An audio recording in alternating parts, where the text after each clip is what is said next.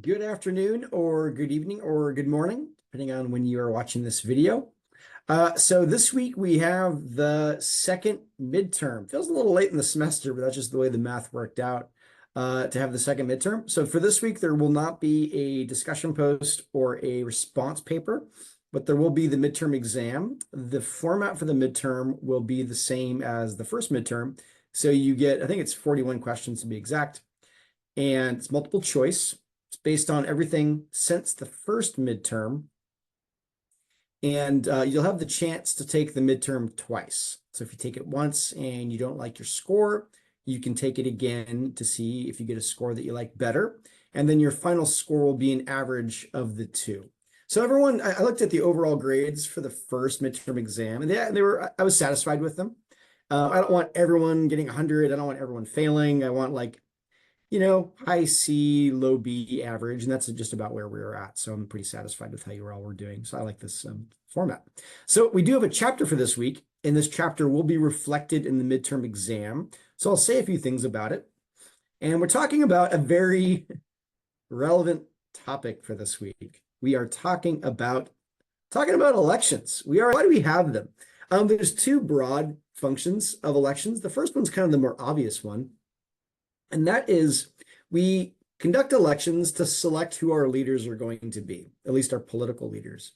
And we select them based on a number of things. But one of the things that we select our leaders on is the policies that they claim to support. So they're going to perhaps cut taxes, or maybe they're going to expand social programs or forgive student loan debt or something like that. So these people promise things to us, and those promises are one of the things that we use to decide who to vote for or not. There are more things than just that, but the policy is at least the most legitimate sounding one.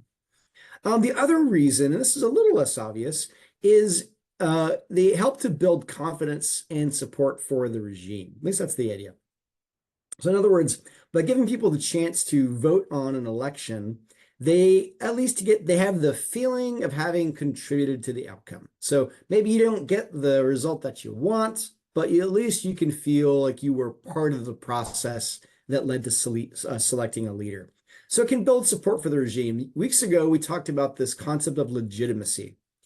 And one argument for elections, one reason why we like them, is we in the West believe that having elections helps to provide legitimacy for a regime, as opposed to other sources of legitimacy, like a hereditary monarchy. Like you have a leader because their father or their mother was the king, and now they're the king or the queen. So there's other forms of other sources of legitimacy for regimes. But we in the West, we tend to think elections are a pretty nice way to provide support and legitimacy for the regime. Oddly, though, even authoritarian regimes will hold elections, and they can hold elections just for the purpose of building confidence, or at least measuring confidence in the regime. So an example of this is one of my favorite characters in world politics of the 20th century. His name was Joseph Mobutu. He had a longer name than that.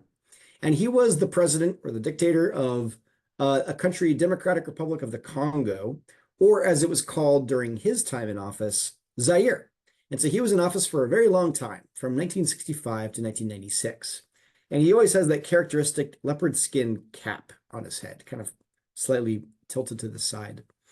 So Mobutu, even though he was a dictator, he still held elections in his 31 years in office. Now, they weren't competitive elections. He didn't really have a chance of losing them, but they still were a way for him to build support for his regime, or also to kind of like measure popular support. Even authoritarian leaders, they need to have some kind of popular base of support. If nobody liked them whatsoever, they wouldn't be in office very long. But elections, even if they're not competitive, can be used by authoritarian regimes like Mobutu's to gauge popular support and try to bolster popular support. Okay, so we have electoral systems. So there's different ways of organizing elections. And I'll talk about two main kinds, and then I'll throw a third one in there that you might want to remember. And so there's two main kinds of electoral systems. The first, and it is a mouthful to say, I didn't make it up, but it's just how it is a single member district plurality system, SMDP. So single member district pluralities. And we'll talk about these in some detail. And the other kind is proportional representation, also a very wordy phrase. In this country, we have SMDP, and then in different countries, they have proportional representation. And so I'll talk a little bit about how those work. So first up, single member district plurality, SMDP. So the idea behind this is a country is divided into districts, and representation for those districts goes to the person that receives the most votes. So it's a plurality system. That means a majority is not necessary. And in many of our elections in this country, you don't actually need a majority to win. Now, there are exceptions, like Georgia has a majoritarian system, for instance, it's like Senate elections, for instance. But by and large, most of our elections are not majority-based. They are plurality. So if you get 40% and no one else gets more than you, you win the vote or you win the election. So one person, notice that phrase, single member, so one person representing a district, and they win by plurality vote. There are some interesting properties to these kinds of systems. SMDP systems tend to produce two large parties. So if you really dislike the Democrats and the Republicans, and you say, why can't we have a third party choice? Well, it's because of that. It's because of these electoral rules. Not that they call for only two parties, but they tend to produce two-party systems. And this is, there's a very long mathematical proof for this by a French political scientist named Duverger. The thing is Maurice Duverger, and he has a book. And if you want to get the proof for that claim that single-member district pluralities produce two-party systems, you can read Duverger's book. If you don't want to read the book, you can just take my word for it. You find SMDP systems in, of course, the United States. You find them in Canada. You also find them in former British colonies like India and also Australia. Britain itself has an SMDP system. You might keep that in mind. So that leads us to the second. So proportional representation. So a good number of, not most, but about half of democracies have a PR system. And the difference with a PR system is rather than one person winning a district, you have a number of parties that receive seats in proportion to their vote share. So in our little example, if you win 40% of the vote and no one else wins more than you, you win, even though you didn't win a majority of the vote. You won 40%. In a PR system, it would be parties competing for seats. And so if your party won 40% of the vote, you would get something like 40% of the seats. The other parties, even though they didn't win a majority or win a plurality, they would still get something. That's one nice thing about PR systems.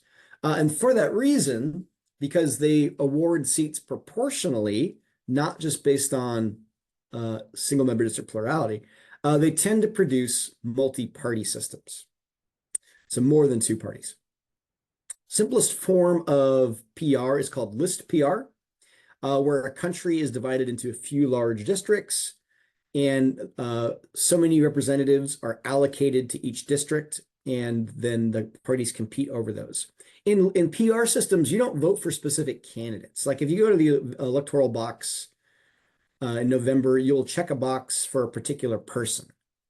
You don't vote for the party. You might like a party, but you don't vote. You literally don't vote for the party. You vote for the individual candidates, maybe based on a party affiliation. In proportional representation systems, you're actually voting for the party. You don't vote for candidates.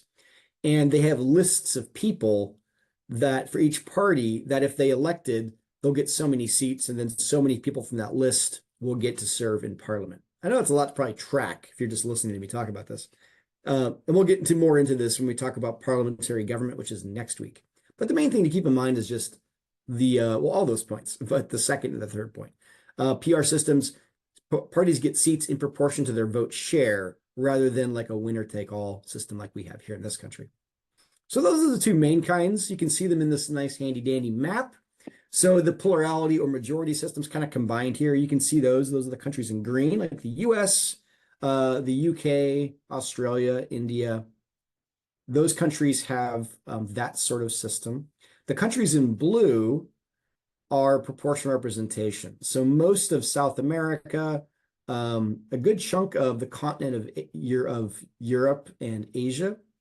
And then within Africa, it's pretty mixed. They have different kinds of systems. There actually literally are ways to mix the two. We won't get into that. But Germany, for instance, has a mixed system where it has some aspects of SMDP and then some aspects of PR. It's a pretty complicated system. But Africa is pretty mixed as well. There's also a third kind. Okay, we'll talk about this. All right, forgot my slide order. Basically, that last point, one benefit of SMDP is it produces large parties that makes for a lot of stability. Like if you don't like the Democrats or Republicans, a lot of people don't. One nice thing about them is we've had them for the past 160 years. We've had the Democrats since 1830 something or 1826 or something like that. It's the oldest political party in the world. You might remember that if you watch these videos. But we've had these two parties for 160 years. The Republicans pop up in the 1850s. We've had the Democrats and the Republicans for a long time. So there's a lot of stability in SMDP systems. In PR systems, and we'll talk about this in more detail next week when we talk about parliamentary governments, but one downside to them is you might need to form a coalition government of various parties in order to form a majority. And that's not always easy to do sometimes. And sometimes governments literally can't form because a coalition can't coalesce. So that's one downside to PR systems. There is a third kind that we'll talk about briefly. It's becoming more common in this country. It's used in some city elections, like New York City uses ranked choice voting. Actually, Alaska used it for its special election for the House seat that was vacated when Don Young passed away, and other states and other cities. And the idea behind it is it allows you to vote for multiple people. So in our current system, you vote for one person. You check one box. Well, in ranked choice voting, if there's multiple candidates, you can rank them in order of preference. And then there's a system of elimination whereby if candidates are eliminated if they don't get enough votes until you finally get a winner. But the idea behind ranked choice voting is it produces more, it's supposed to produce more moderate candidates and can help avoid polarization that is a byproduct of the two-party system. So it's becoming more common. This is a brief idea of how it works. So let's say there are three candidates, gold, green, and red. And so we have this first count. So to win, you need 50% plus one. So in this, on this left box, so gold gets 40%, green gets 25%, and red gets 35%. So no party got a majority plus one. So the candidate with the fewest votes drops out. And then for those people that voted for green, their second choice votes get reallocated. So green loses in the second column.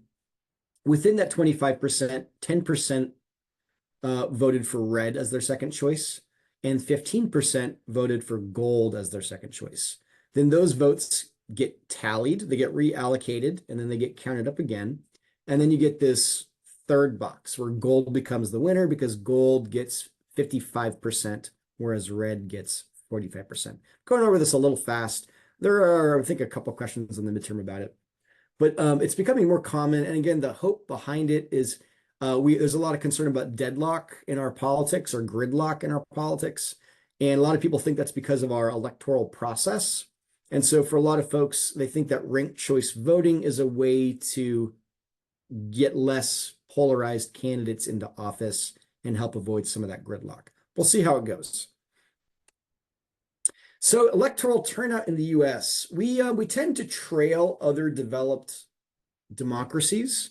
There's a link that I won't pull up because it's a little hard to read. I don't really like it, but it's still informative. And basically, we tend to have, 55 to 60% turnout among potential or eligible voters. Notice that phrase, eligible voters, people who could register to vote and vote if they wanted to. Um,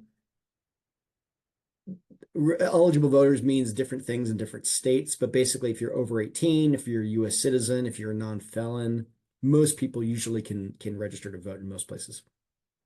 Of those people who are eligible to vote, not simply registered voters, a little over half actually show up to vote. So it's pretty low. Other countries have a much higher proportion.